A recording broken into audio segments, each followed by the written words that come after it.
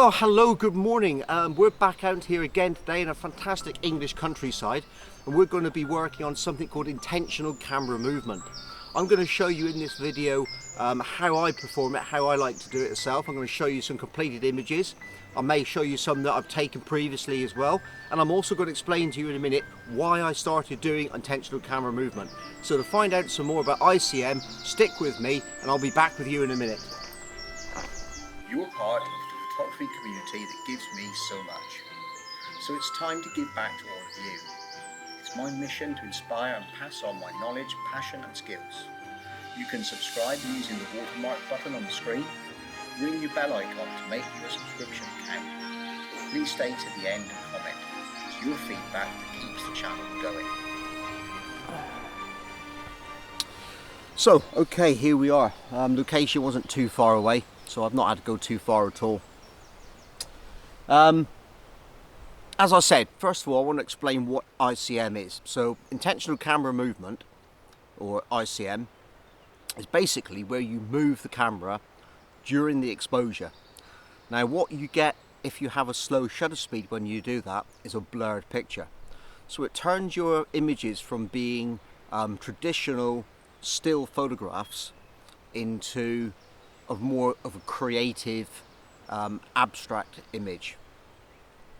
What you do is you lose form completely, but you retain some of that colour, and that's why I do it. Those of you that know me and know my photography, and those of you that don't, if you want to know more about my photography, then please consider subscribing, will know that I'm predominantly a monochrome or black and white photographer. That's where my true passion lies. You will also have seen some colour pictures and colour images that I put up, and a lot of those have only been taken in the last few years. And the reason for that is because I used to struggle connecting with my colour photography. Black and white, I know what I do. I concentrate on my form, on my composition, on my lines, on my texture, on my shapes in the image, and I'm very happy with it, and it simplifies and calms down the whole process for me. The problem, when I introduce colour into it, I still think in a monochrome or black and white mindset, and my images don't always come out that good. And yet when I look at other people's colour photographs, I go, wow, look at those colours, aren't they fantastic? But when I take my own, I just don't connect with them. So I wanted to do some more colour stuff. I felt that there was a gap in my portfolio, a gap in my work, and I was really missing out on something. So a few years ago, I started dabbling and trying with something called intentional camera movement. And the images that I took are part of my Dartmoor 20 Impressions collection, which I'll be putting up on my website soon.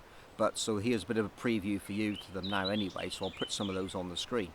And the idea behind it was that I could simply concentrate and focus on the colours that I saw in the landscape. So if I like some red berries on a rowan tree against the blue waters of a reservoir, then that's what I would focus on and concentrate. The problem is, when I had a still photograph, I just didn't connect with it. ICM allows me to reduce it down to its bare component colours. I lose all form, I just have colours. But, and there is a but, I also struggle with completely losing all the form. So I tend to do my ICM photography on a tripod.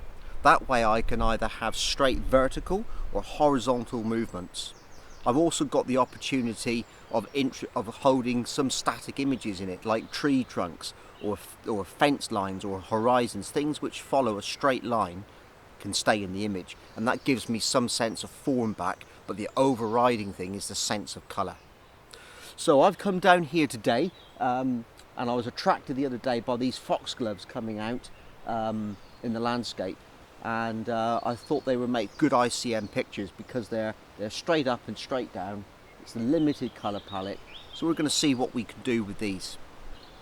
So, a bit more coffee, set the camera up, and as soon as I've got that camera set up and I'm taking some images, I'm going to then get you guys back in and explain to you what I'm doing in those pictures, and hopefully I can show you some images and inspire you to give it a go yourselves.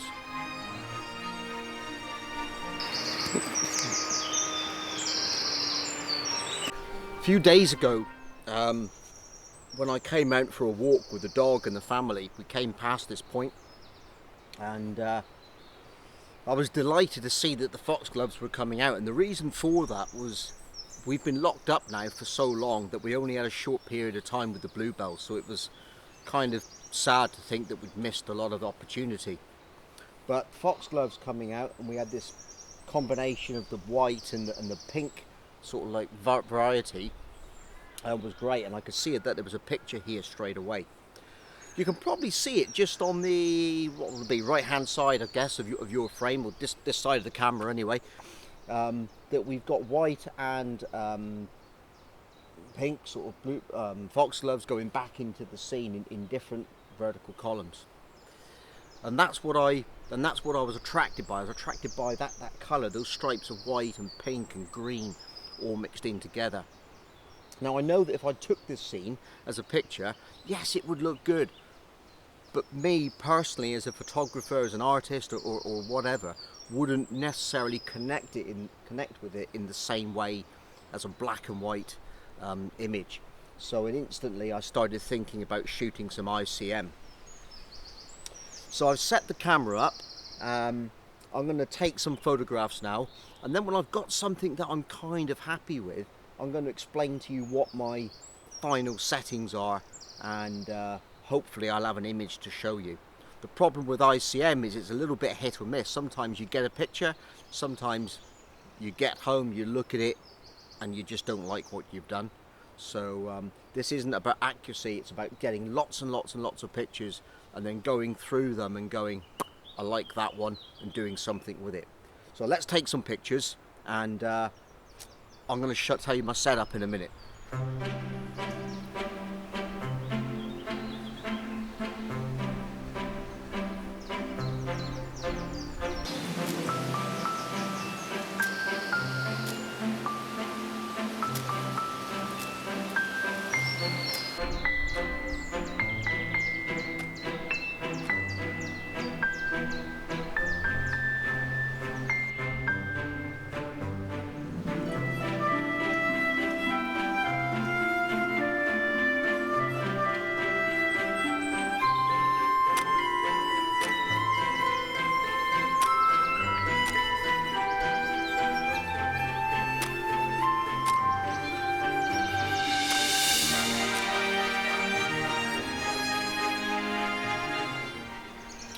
Okay, so I think I might actually have something.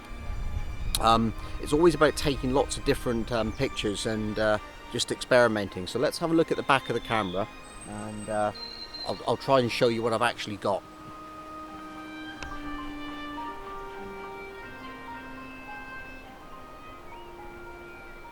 Okay, so that's about it really.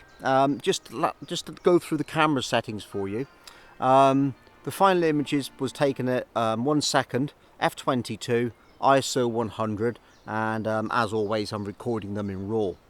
Now you may be able to see this on the back of the screen, you may not, it doesn't matter because you're going to see the picture in a minute anyway. But my original concept was to have these streaks of pinks and whites mixed in with the greens and everything in the background. I also like the dark background that I've got at the top, and I wanted quite a heavy surrounding around it. I could have gone really the other way and gone really light and high key, but I thought this picture, this part of the woodland, you know, it was quite dense and it's quite dark, and I just like the way that I could bring out this colour from it.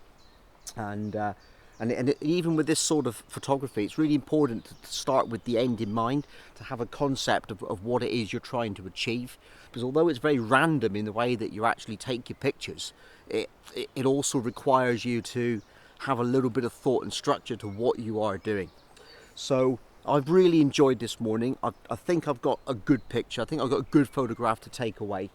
And hopefully, if I have, you're going to see that in a minute. If not, then well, you wouldn't have seen any of this video anyway.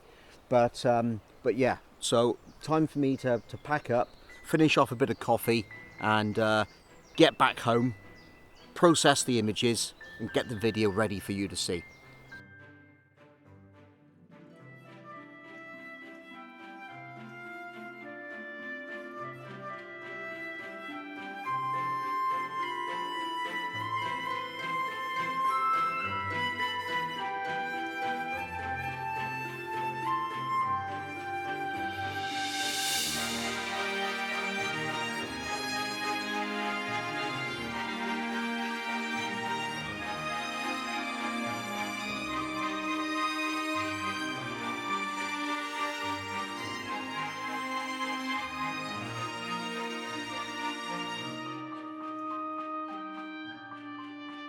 I hope you enjoyed the video. Maybe you would like to carry on. So try these suggestions next. I want to share more knowledge, more skills, more passion and stories about photography with you. So think about subscribing. If you do, ring the bell. It will make your subscription count. If you have time, comment. I will see you on the next video. Get out there and enjoy your photography.